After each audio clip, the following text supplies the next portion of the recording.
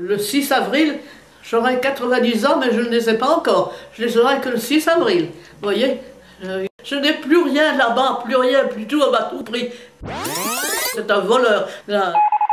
C'est aussi des voleurs et tout ça. Alors voilà, alors maintenant, on dit que je suis folle. Non, j'ai toute ma tête, toute ma tête, toute ma tête.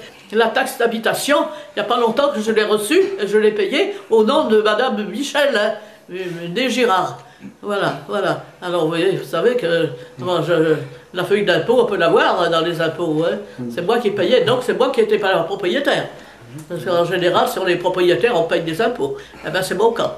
Voilà, c'est tout ce que je puis vous dire, mes enfants. Jusqu'à la fin de mes jours, le couteau sous la gorge, je le garderai. Voilà, voilà. Parce que c'est un beau bâtiment quand même. Vous savez, il a été, je vous dis, c'est sous Napoléon, vous avez dit. Vous voyez? Oui, oui. Et alors, je vous dis, c'est un baron qui lui a vendu. Un baron de Lyon qui avait plusieurs propriétés. Et à la fois un jour, il a dû se dire, je vais peut-être pas tout garder. Tout ça, comme il avait ce bon locataire qui était mon grand-père, monsieur Belot. Et alors, le monsieur, là, le baron, il a dit, écoutez, monsieur Belot, le moulin est tellement bien entretenu, tellement joli et tout, sur tout le pas, que je vais vous donner la préférence.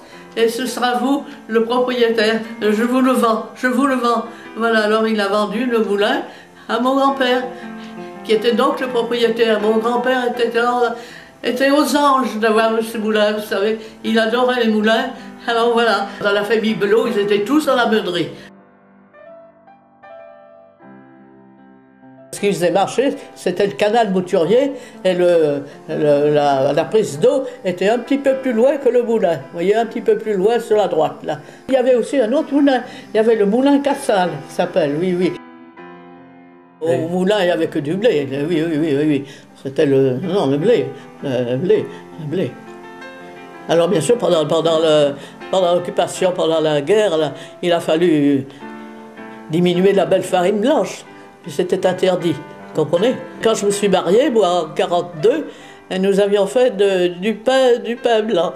Ça, je me rappelle comme si c'était hier, vous savez, pour faire voir, enfin, quand même, qu'on était là. Vous savez, on en a rendu service pendant la guerre, vous savez. Vous comprenez, nous l'avons caché. Nous l'avons caché, ce monsieur. Pour pas qu'il soit pris par les Allemands. Et alors après, en 40, là, en 44, tout ça, maman faisait beaucoup de bien avec la farine. Il crevait de faim avec les rutabagas, vous savez. Eh bien, elle a dit, je vais vous donner de la farine. Alors, vous savez, si maman, elle en a fait du bien, vous savez. Je pleure un peu parce que c'est maman, vous comprenez? C'est maman qui l'a fait. Alors, vous savez, c'était pas le moulin, vous savez. On a toujours été très honnête et mon grand-père était très honnête aussi. J'avais retrouvé le carnet de mon grand-père. Il n'y avait pas de voiture, il n'y avait pas de machin. C'était des voituriers. Alors que les voitures étaient garées dans la grande remise de Montluel, là. Et alors, je vous dis, c'était des voituriers. Et ils partaient le matin, à 4 h du matin. Et ils livraient pratiquement tout à Lyon, chez les boulangers de Lyon. Alors, vous voyez, c'était de la bonne qualité. Oui, oui. Les lumières sont venues du 4e du moulin. Si bien que les gens ont cru qu'il était en feu.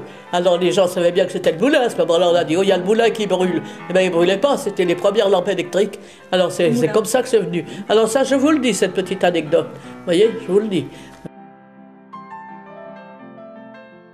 Les vitres, les fenêtres, tout ça, il y en a 32 qui ont été démolies, en plus. Ils ont fait tous les dégâts qu'ils ont vus, ils l'ont fait, m'ont volé. Alors voilà où j'en suis maintenant. Meunier, tu dors, ton moulin va trop vite. Meunier, tu dors, ton moulin va trop fort.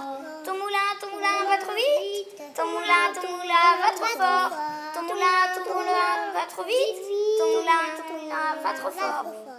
Moi, mon grand-père, je l'ai connu, je ne l'ai pas connu si l'on peut dire, mais il m'a connu lui. J'avais 10 jours.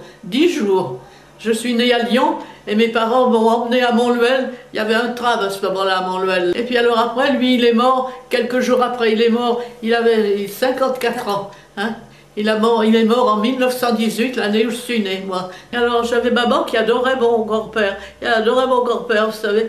Alors elle a dit, mais quand elle nous disait, moi et à ma soeur, elle m'a dit, Tu sais, le moulin, il ne faudra jamais le détruire, tu me le promets. Alors vous savez, le couteau sous la gorge, je ne le donnerai pas, je ne veux pas le vendre. Il faut que ma fille en profite. Non, je ne veux pas vendre ce beau moulin. C'est pas ça, le grand moulin d'abord, on l'appelle toujours le grand moulin.